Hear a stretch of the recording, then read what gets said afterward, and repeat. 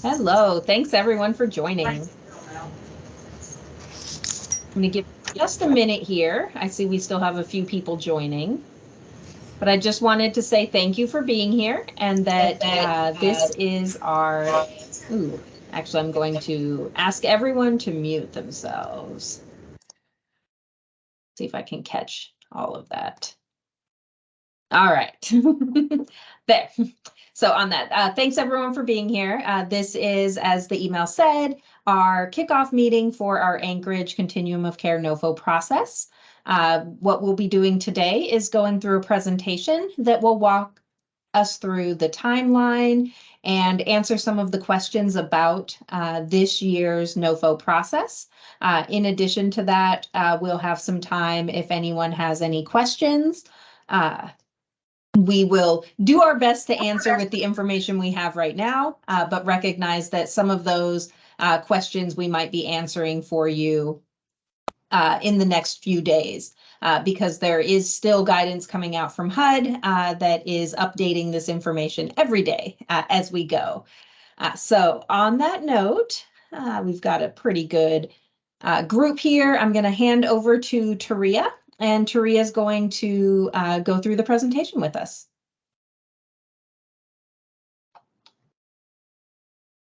Thank you, Jessica. Hello, everyone. We are excited to launch the NOFO. I have received emails from a few of you who are definitely ready for the NOFO to begin. And hopefully my screen is still sharing. Yes, Jessica?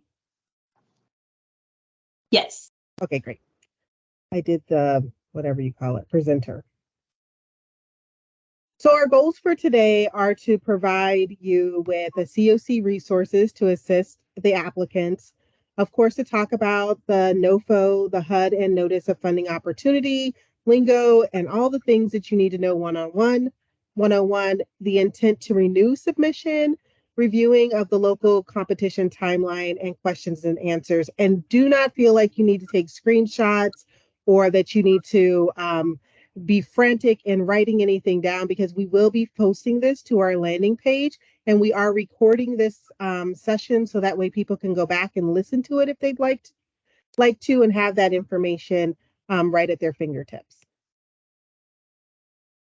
So the important things to know is, number one is to check our ach.org/NOFO. We will be updating this regularly. And so as we know new things, as Jessica talked about earlier, we will be putting it there. We will also email you, but this is the place where we want everyone to be going for regular updates. The other things when we're looking at important links, we have listed here the actual HUD Notice of Funding Opportunity. It is 125 pages, I believe. If you would like to read that, please go ahead. Feel free. But Jessica and I have went through it, and we are fairly confident that we have picked out all of the wonderful things that you would like to know about this process. And then, of course, they have the ICA data and reports page, because this NOFO is very strongly focused on the data that is in our AKHMIS system. And then, of course, if you don't know anything about or want to know more about AKHMIS, we have a link here for your knowledge base.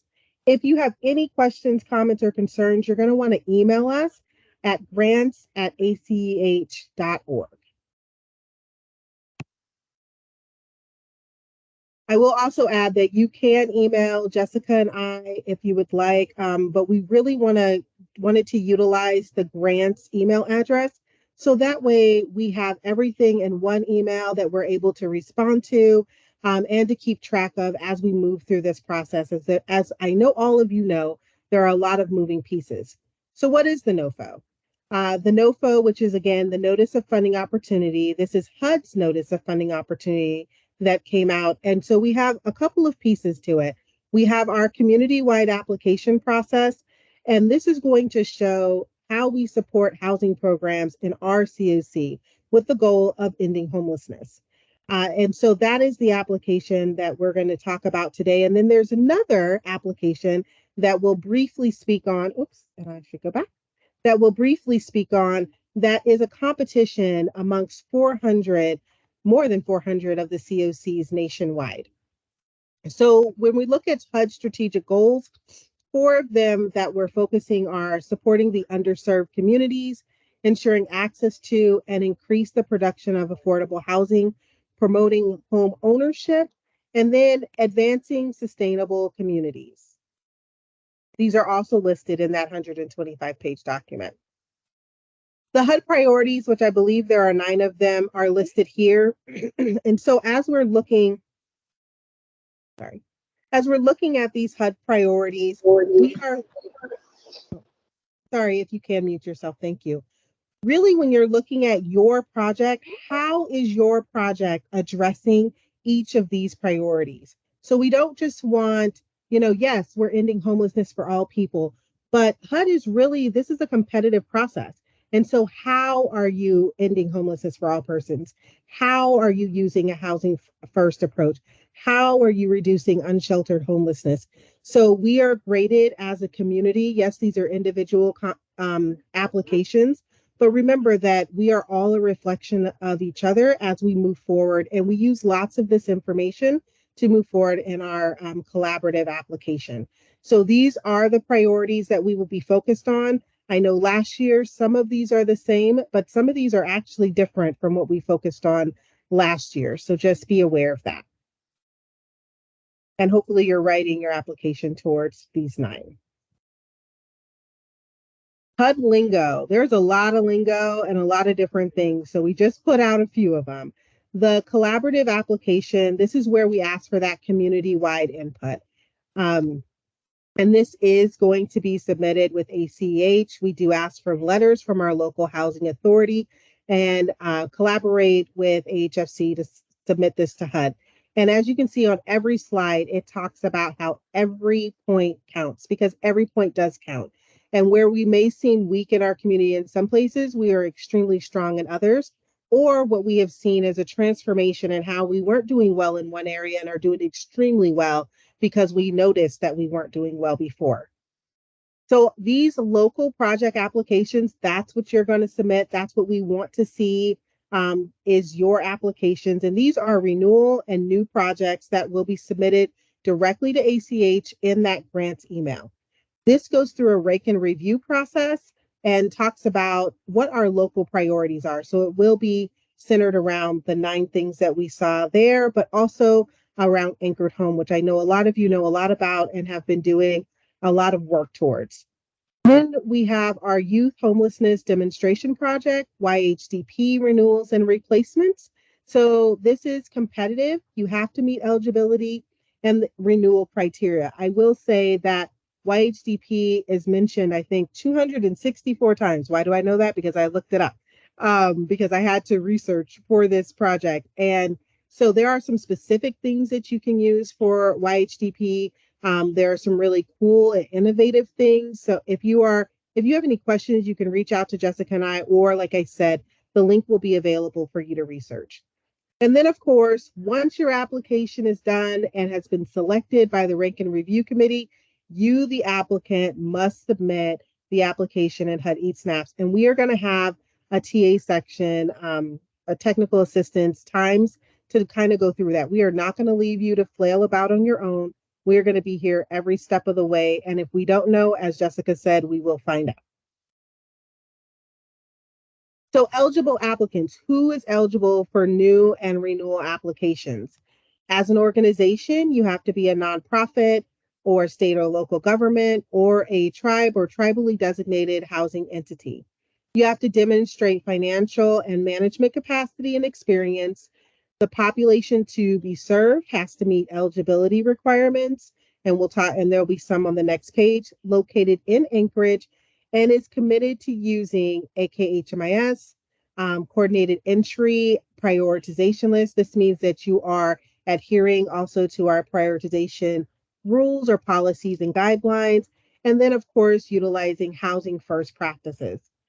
If applicable, a review of your organization's past performance may also occur.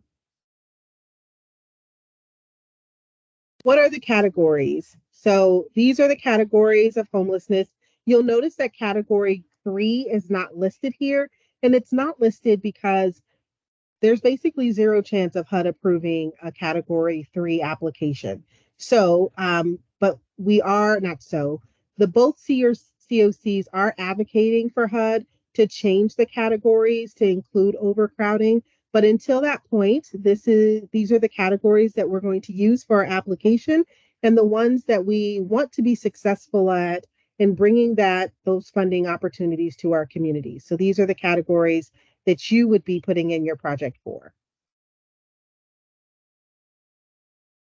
As we're looking at eligible project types, the eligible project types are PSH, which is permanent supportive housing, rapid rehousing, joint transitional, and rapid rehousing, and then renewals for other projects. So what I want to say about this slide is that you'll notice that there is no new applications for just transitional housing or transitional housing only. You can see that HUD is definitely moving away from that. We are thinking that the way they are trying to address transitional housing is through the joint transitional housing and rapid rehousing category. And so hopefully that is their way of asking us to move in that direction and slowly move programs that are just transitional housing into the rapid rehousing method. The other thing that you're not seeing here are supportive services only projects. And so it's not that supportive services are not important or not something that we continue to want to track or that HUD does not think is important, but it really needs to be under the umbrella of permanent supportive housing and rapid rehousing. So RRH or PSH is where your supportive services projects would come under. And then the last thing you don't see here is HMIS, because everybody wants to know about HMIS. But HMIS is not here because it is only really for the HMIS lead, which is ICA. But that does not mean that when you're putting in your projects that you would not have a line item that talks about HMIS and how much that might cost for your programs to make sure that you're putting in the data, because we know that the data is important and HUD is increasingly focusing on our SPMs and our data and making our application heavy on the data aspect. So we know how important HMIS is, and we want that to be important to you also. So knowing that, you can still put that down in your budget line items. Just please do not use it as a project type if you're selecting other. The fun slide. Oh, look at that. So we have lots and lots of things that we're going to throw out at you, as I said before, lots of words, lots of different acronyms. And again, you can reach out to us for help. And we will later on list our TA sessions. So our HUD performance measures.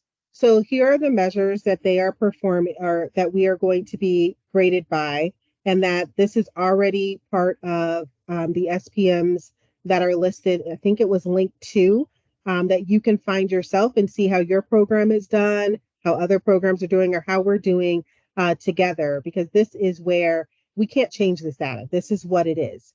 So just wanting you guys to know what it is we're pulling and or what has been pulled and what will be reported.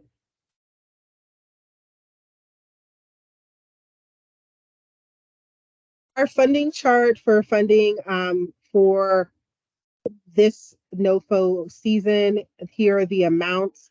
So when we're looking at this, the number one thing that that kind of jumped out at me or that has been noticed is that our ARD has actually went down to 93%. So this tier one amount is like the guaranteed amount that our community can receive. And if I've said it wrong, Jessica, you can hop in and tell me and rephrase that for everyone. But this is the amount that we are definitely looking forward to competing for and having. So our funding opportunity this year will be more competitive than previous years because less of our funding is assured. The tier two amount, this amount we are hoping to receive, but not necessarily will definitely receive. And then, of course, wonderful opportunities for bonus. So we have COC bonus points, that's 7%. And then, of course, domestic violence bonus points. So Tria, this is Jessica, just one if you flip back to that slide. Yep. The tier 1 and the tier 2 splits, what HUD does is it takes, ARD stands for annual renewal demand. And what they do is they split that between a tier 1 amount and a tier 2 amount. And that's the percent that has changed. And like Taria said, there's a line that gets drawn in the rank and review process that ranks programs in tier 1 or in tier 2. And so, of course, the goal is always to have as many projects and as much money in tier 1 as possible. And so when we are successful with those bonus projects, either COC bonus or domestic violence bonus projects, in future years, those will get rolled into that annual renewal demand. So that is why it is wonderful when we're able to get bonus projects awarded.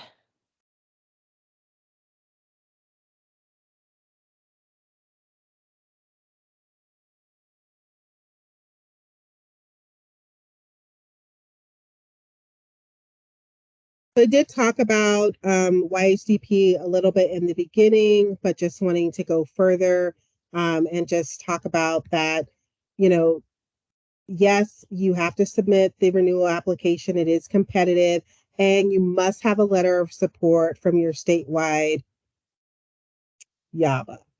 That's a lot of letters. If you have questions about YHDP, please give us a call or an email or reach out. New projects. So this is our estimation around how much could be available for bonus points regarding the COC and domestic violence. And these funding sources for the COC could be used for PSH, RRH, or joint TH and RRH. Also for DV bonus funding, if you do not have to be an agency that only focuses on DV as an area of expertise. So if you're having questions or thoughts because you do have a DV project, but you're not a DV agency, please make sure that you're reaching out or coming to our TA sessions. Again, you do not have to solely be doing that in order to apply for a DV specific project, but the other eligibility criteria that was in previous slides still applies.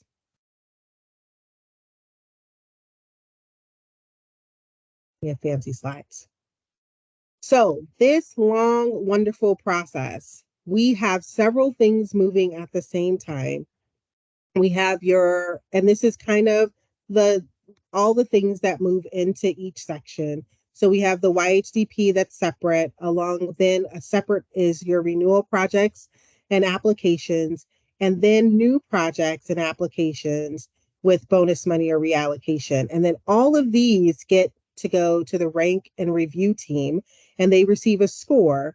Then from that process, they select the projects and the YHDP projects, and then those are loaded into eSNAPs, which is then given to HUD.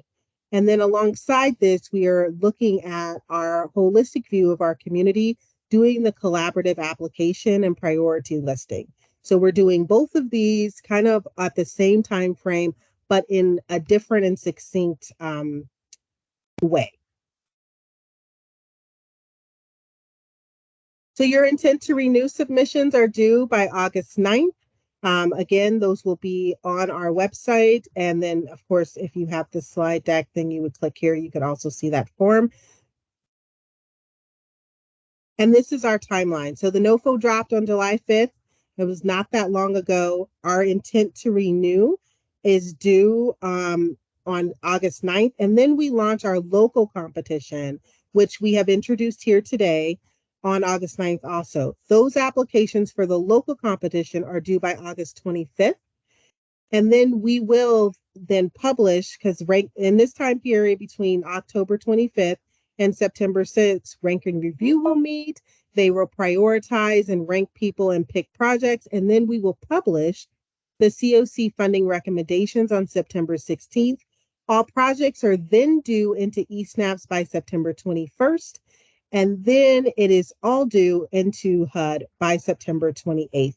And that includes our collaborative application. I believe I'm correct. Yes.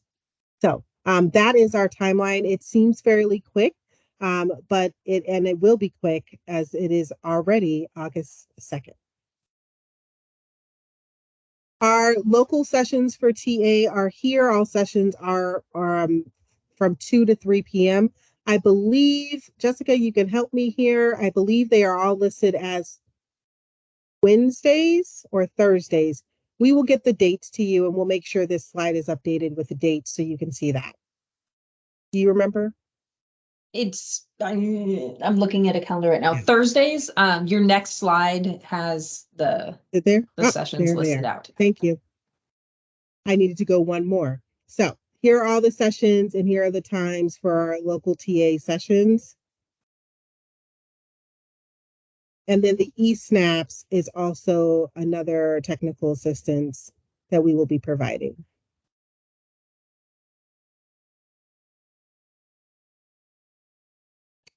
At this point, if we would like to know if you have any questions, I will stop sharing the screen. We could always bring slides back if you have questions on specific slides. Thank you, Taria. And one thing I did want to stress to everyone that is really important, if you are a current COC grantee and you intend to apply for your funding in the same amount, we're looking for that intent to renew. If you are a current grantee that is intending to apply for a smaller dollar amount, or you are not intending to apply for those funds, very important that you let us know, because there's a process called reallocation that needs to happen. And that goes for the traditional COC grantees as well as the YHDP.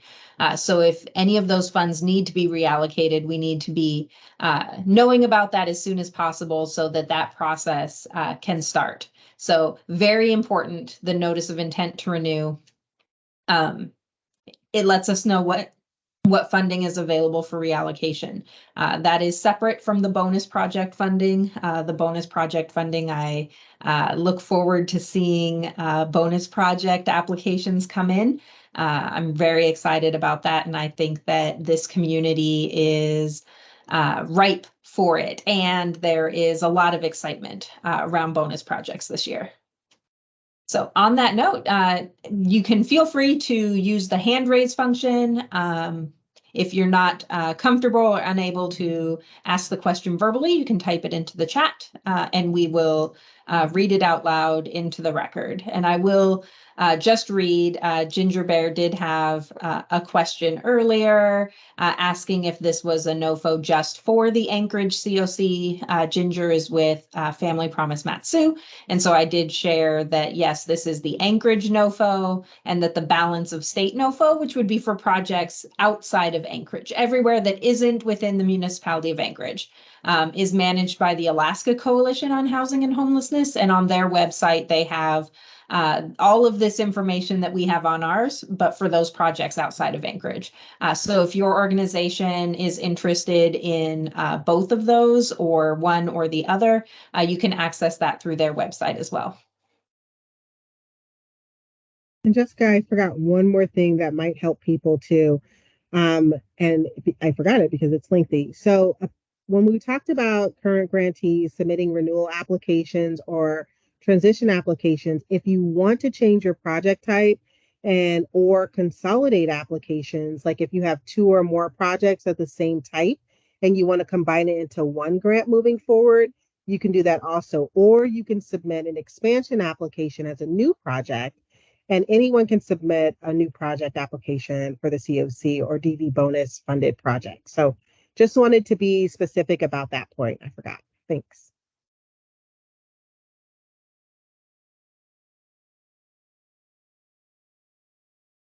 All right, thank you. Well, I'm not seeing any hands. I'm not seeing any questions in the chat. As Taria said, we'll have multiple TA opportunities throughout this process. And as always, our emails are open. I will put them both in the chat, but we're pretty easy, first initial, last name at ach.org. We're happy to answer any questions people might have and look forward to seeing the, oh, there's a hand. Go ahead, Shar. Hi, I'm a newbie here, just in this little process. So I'm going to ask maybe not a very smart question. Please feel free to throw that out there. So with our current grants, we have two of them were part of the original YHDP project. They have since transitioned to COC from our agreements and things like that. So are we applying as if they're COC, or are we applying as if they're YHDP renewals? That is a great question. As if they're YHDP renewals. They're just competitive this year. So YHDP for the first cycle, essentially, of the grants was non-competitive renewals, and they're just competitive now this year, but they are still within those separate YHDP criteria. Okay, thanks. I think that was a great question. I'm just going to put that out there.